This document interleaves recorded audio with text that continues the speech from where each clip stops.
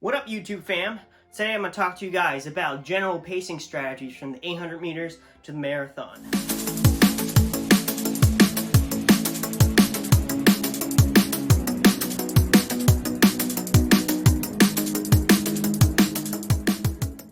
Make sure you check out the description before you watch this video. If you haven't done so already, please consider hitting that subscribe button and smashing that like button. Also, give me a follow on social media. Links will be down in the description. Pacing. First of all, you have to ask yourself a couple of questions before you go into the decision of how to pace for a certain event. You have to tell yourself that pacing actually depends on the distance of the event at hand. You also have to pay attention to the different fuel systems that race pertains to, such as using carbohydrates, fats, or other metabolites. You also have to understand that faster events tend to rely more on carbohydrate and other metabolites such as creatine phosphate, which accounts for about the first 8 to 20 seconds of heart activity, which is why most people, when they start a race, they tend to go out pretty hard for about the first 8 to 20 seconds, but then they tend to back off to a more comfortable pace.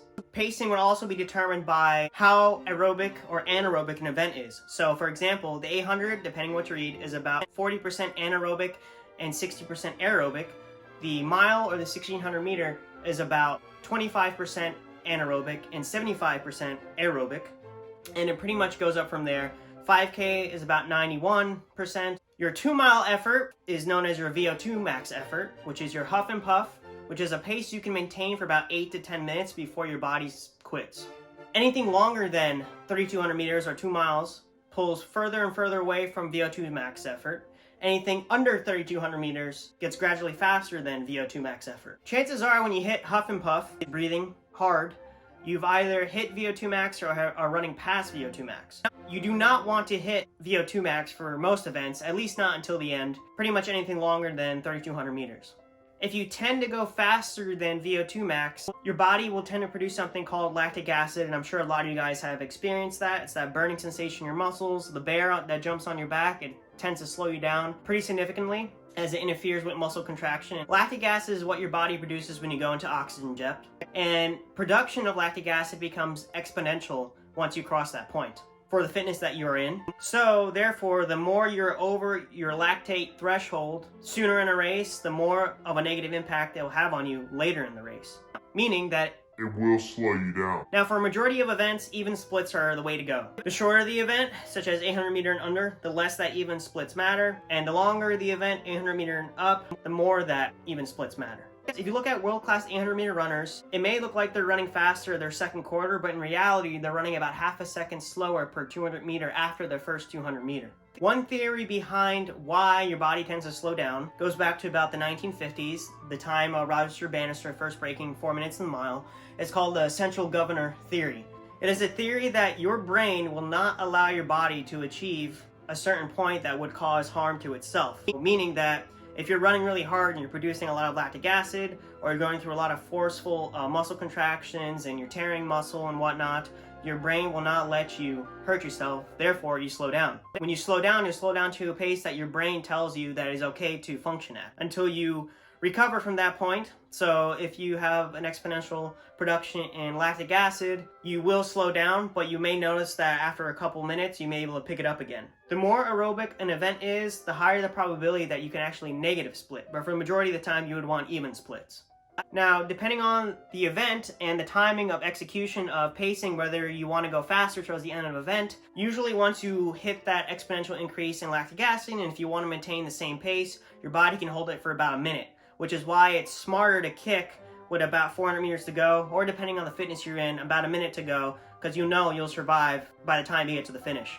And by all means, I'm not saying that for each of these events, this is the exact way you have to run. These are just my observations, my experience, and my knowledge on the subject. So comment down below if you guys have any knowledge, experience, or observations on pacing for these events. Next, I'm going to go through different events from 800 meters to about the marathon in small detail of pacing strategies. So for the 800 meters, like I said earlier, even world-class 800 meter runners slow down about half a second per 200 meter after the first 200 meter. So even if you think you're going faster, actually going slower, keep in mind that these world-class athletes are literally running to what we know the upper limits at this current time So an 800 meter should feel like a relaxed sprint, not completely all out. You should start to feel lactic acid flood in your legs and arms, and extreme production start around 300 to 200 meters left to go.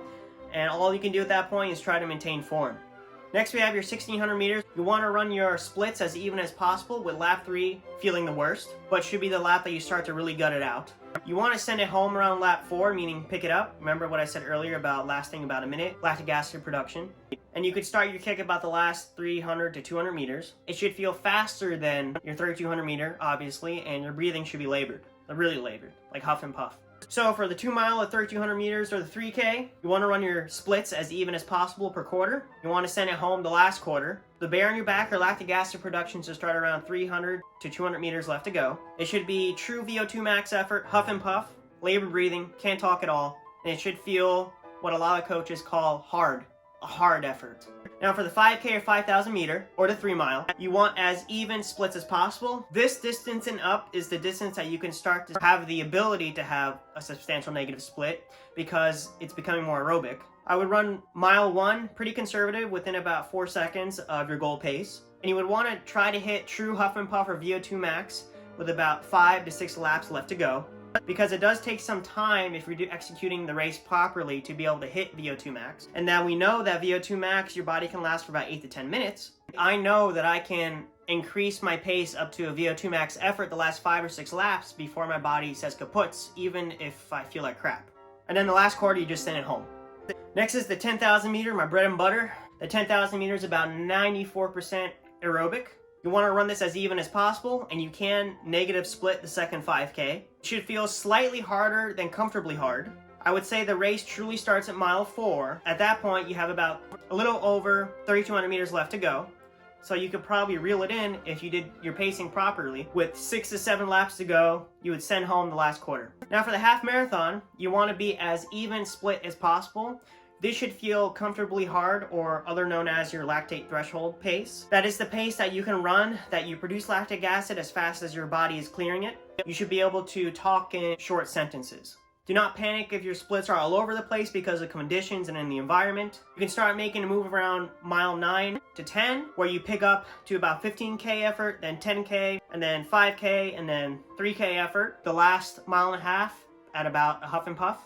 And you can send it home with about a half mile to a quarter left to go. Now with the marathon, the longer an event is, the more chances and the more time you have to make mistakes. If you think you're going too fast, you're probably going too fast. You want to be conservative the first half, but understand the course, your conditions, and your competition around you. And you want to try to run your second half faster than your first. Mile 18 to 20, your legs will feel shredded. The last 10K, you want to maintain your pace and your effort. There is no real need to do a final sprint here, unless of course, it's a championship race or you are within hundredths of a second to placing. More time can be made up in the marathon by being conservative and gradually picking up the pace than if you did have a final kick the last couple of miles. Because if you overdo it, in the voice of Emperor Palpatine, You will die. So you may be asking yourself, what if I've never done any of these distances before, or I've done one of these distances and not the other? I'll post a link in the description down below of Jack Daniel's running calculator, where you can plug in your most recent race performance and it'll tell you your prediction and pacing for other performances. It's a tool that I use a lot. It's pretty cool. In summary, you would want to get progressively faster. You have to understand the effort for the distance at hand. You also have to understand a little bit of the physiology of what happens to your body when you are racing. So there you have it. There's my generic pacing strategies for 800 meter to the marathon. Like, share, comment, subscribe. Hit that notification bell for when I post my next video. And I'll catch you guys next time. Peace.